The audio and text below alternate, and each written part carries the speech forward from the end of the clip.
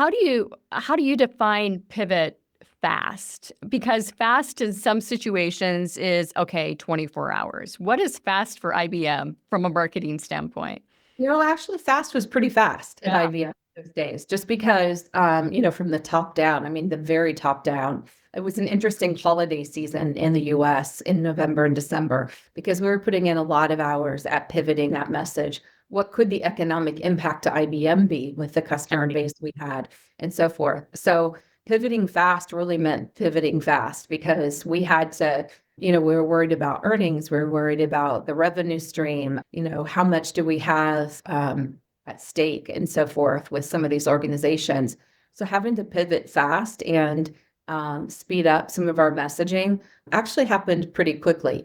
It was not as quick as COVID, right? Not as quick as COVID, That was but just a slap in the face. I mean, yeah, it's but we could come out, we had some pretty impactful meetings that were called, spur of the moment and came out with some messaging of, how to take what IBM had to offer to help organizations figure out what this meant for them, especially when we didn't know how long, how severe, and those types of things. So, pivoting though on COVID was a whole different thing, right? it was.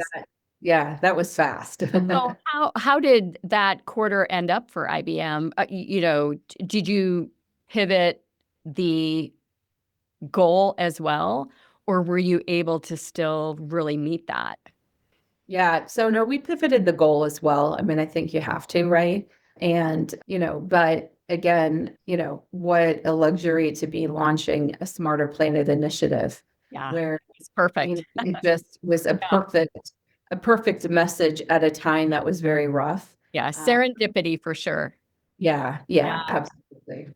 Now, during COVID, you had some major adjustments as well. Talk to us about those.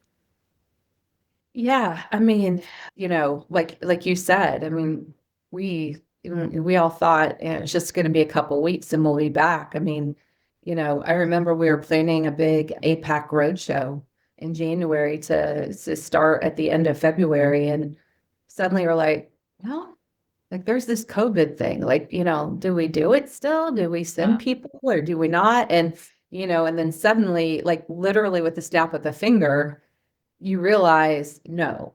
And you have to pivot very fast. I remember again, we talk about Friday the 13th when we realized that like, this was major. We were seeing a lot of um, big high profile things being canceled, right? And you're like, wow, like I think we're all set in disbelief. I still sit in disbelief at times thinking through how the world reacted so fully behind, what was happening.